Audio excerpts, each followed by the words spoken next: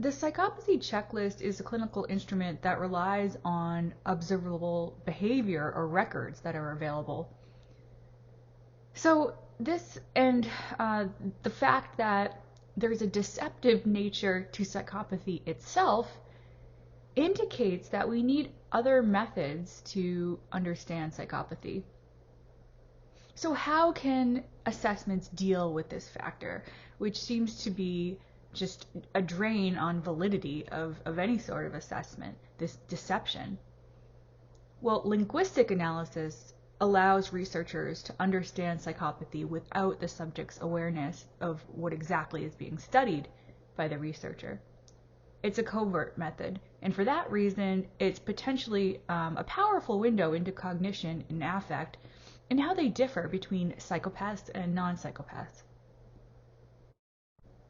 Researchers in this area have asked questions like, can language alone give us a window into the psychology of evil? Let's look at some of the research in this area. Hancock and colleagues in one study, for example, they were interested in language processing in psychopaths and how it differed from non-psychopaths. They zeroed in on the prison population and interviewed imprisoned murderers qualifying as both psychopaths or non-psychopaths.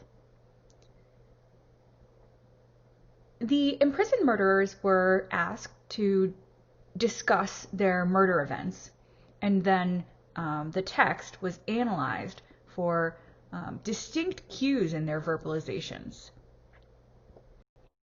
So what kind of cues were they looking for? What did they hypothesize regarding verbalizations of the events?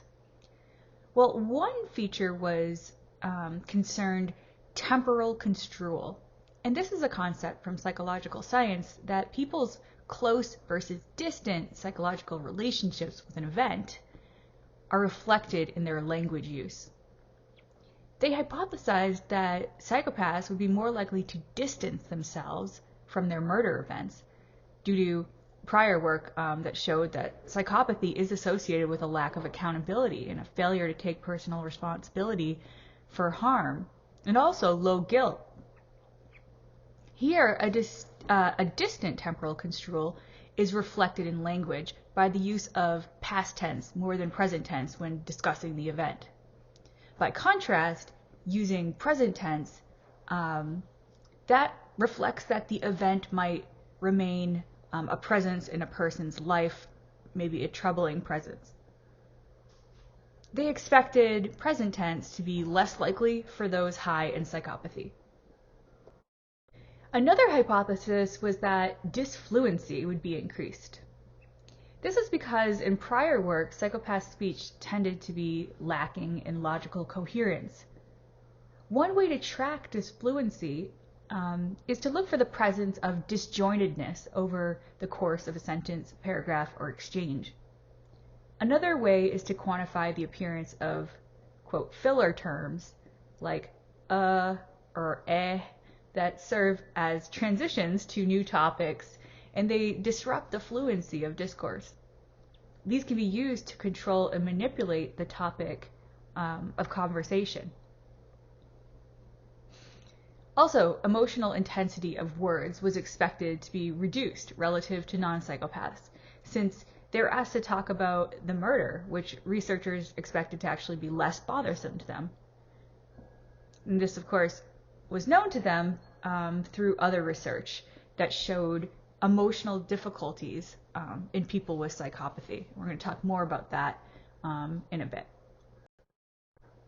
Next, they expected causal explanation to be increased. This would reflect a greater propensity for instrumental violence as opposed to reactive violence in psychopaths. So how this works is typically psychopaths' murders are found to be more likely to be planned or motivated by a conscious goal, whereas non-psychopath murders more likely to be reactive events, a fit of rage at the receiving end of an insult or feelings of shame or a slight.